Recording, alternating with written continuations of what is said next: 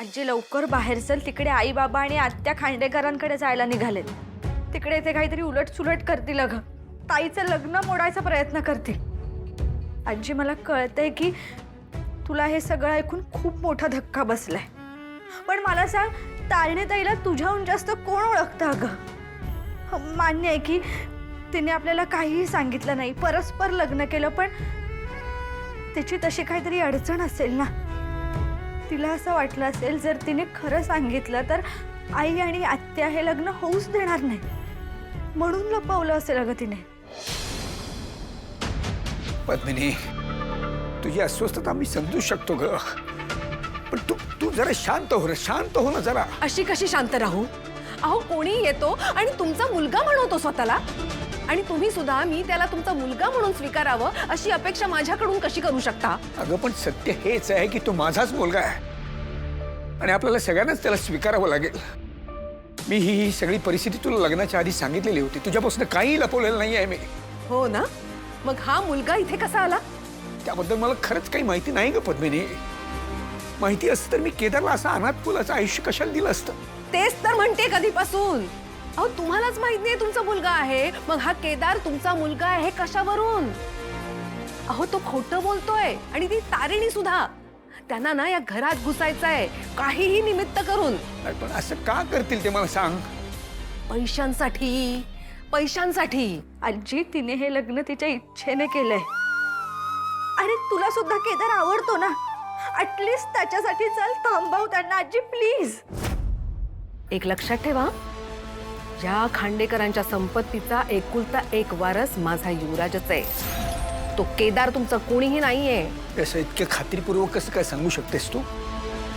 ते मला काही माहित नाही, पण माझ्या मुलाच्या संपत्तीत मला कोणीही वाटेकरी नकोय, आणि त्या केदारला मी तुमचा मुलगा म्हणून कधीच स्वीकारणार नाही. कळलं तुम्हाला?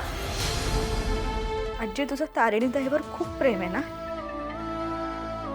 मग असं समज की तिला आता तुझी सगळ्यात जास्त गरज आहे. अगं तिने स्वतःसाठी काहीही केलं नाही.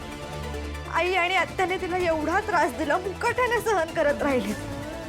आणि जर तिने आता स्वतःसाठी एक निर्णय घेतलाय तर आपण तिच्या पाठीशी उभं राहायला हवं ना. तिचा आनंद जर केदारमध्ये असेल तर तिला सुखाने जगण्याचा अधिकार आहे ना. तुम्ही चल ना प्लीज.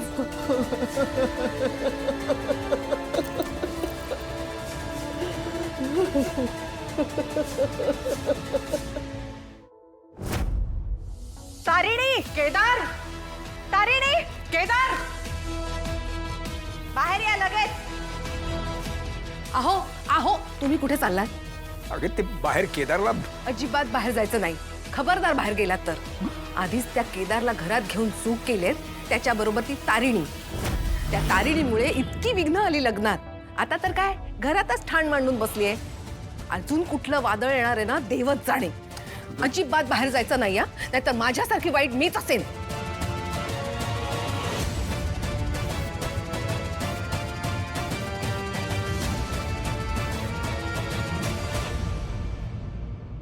तारिणी, दोघे बाहेर या ताबडतोब. बाहेर या आधी. कुठे थे? मम्मा, मम्मा बरं झालं तू आलीस. ती तारिणी लग्नानंतर सुद्धा माझी पाठ सोडत नाहीये. तू त्या केदारशी लग्न करून कायमची आली ग या घरात, खांडेकरांची सून म्हणून. त्याचा जाब विचारायला आलोय आम्ही. तिने फक्त तुझ्या नाही काव्याच्याही सुखात अडथळा आणलाय. काय चाललंय का इकडे? हा पद्मिनी ताई, अहो तारिणीने पळून जाऊन लग्न केलंय. कुठे तोंड दाखवायला जागा ठेवली नाही आम्हाला. आणि एवढंच नाही, माझ्या काव्याचं आयुष्य उद्ध्वस्त केलंय तिने. तिचा काय संबंध? अहो, संबंध म्हणजे केदार आणि काव्याचं प्रेम होतं एकमेकांवर. प्रेम प्रकरण? हो, काव्या बरोबर. लग्नाआधी? तारिणी,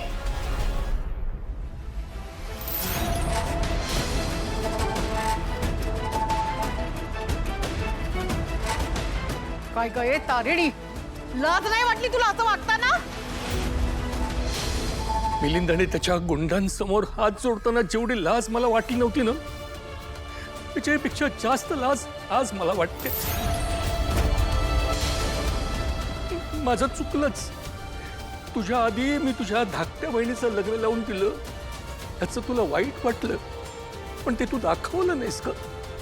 एक बाप म्हणून मी खरंच खूप कमी पडलो ग. म्हणून तू हे असं पाऊल उचललंस. आयुष्यातला हा सगळा मोठा निर्णय घेताना तू आम्हा कोणाला काही सांगितलंच का नाहीस? कसं सांगणार? कुठल्या तोंडाने सांगणार? हे असले धंदे सांगता येतात कोणाला? तरी मी सांगत होते आधीपासून, या दोघांच्यात नक्की काहीतरी आहे. कोणी ऐकलं नाही माझं. आता बोला बोला ना. लग्न केलं तेही सांगितलं नाही. कधी केलं, कुठे केलं, काय माहिती आपल्याला? कशी मान्यता द्यायची या लग्नाला?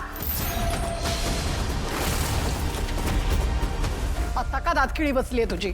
बोल ना, कधी केलं ते लग्न, कुठे केलं? अगं खांडेकरांचा मुलगा आहे ना हा. हे समजल्यावर केलं असेल लग्न लगेच.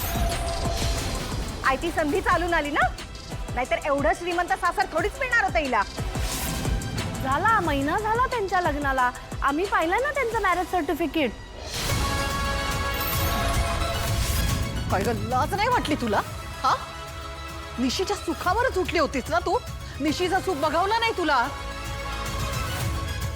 जशी आई तशी मुलगी. सतत बेलसरांना लाज आणायची चार चौकात. एवढंच संपतं ना तुम्हाला? पद्मिनी ताई, तुम्ही यांना घरात घेतलंच कसं? नाईलाज होता माझा. नवऱ्यासाठी म्हणून घरात घेतलं. नाहीतर ना ह्या लोकांना मला डोळ्यासमोर सुद्धा उभं करायची गरज नाही वाटत. चांगलाच डाव साधलास रे केदार. वडील श्रीमंत आहे म्हटल्यावर आयते पैसे मिळणार तुम्हाला. तारिणी आगाऊच आहे, पण तुझ्यावर विश्वास ठेवला होता ना रे. तू पण तिच्याच सारखा निघालास.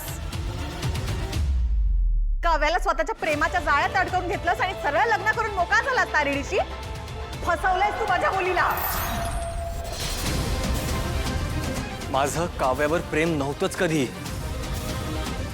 अरे किती खोटे बोलशील. दोघांचा एकत्र फोटो आहे तो काय मग? त्या फोटोजला काहीच अर्थ नव्हता. मी काव्याला भरपूर वेळा समजवण्याचा प्रयत्न केला की माझ्या मनात तशा भावना नाहीयेत. ती काही केलं ऐकत नव्हती. आणि मी कोणाचीही फसवणूक केली नाही. मग हे सगळं विचारलं तेव्हा का नाही सांगितलंस? कधी विचारलं? एका शब्दाने तरी तुम्ही मला कधी विचारलं का? ना माझं सामान बाहेर फेकताना विचारलं, ना तुमची मुलीची जबाबदारी माझ्यावर थोपताना. आता तुम्ही सगळ्यांवर संशय घेता ना. मग एकदा तरी स्वतःच्या दिव्याखाली किती अंधार आहे हे बघितलं तुम्ही. आणि मी कोणालाही फसवलेलं नाहीये. जिच्यावर माझं प्रेम आहे तिच्या बरोबरच लग्न केलंय. काही कोणाचा विश्वासघात केला नाहीये मी.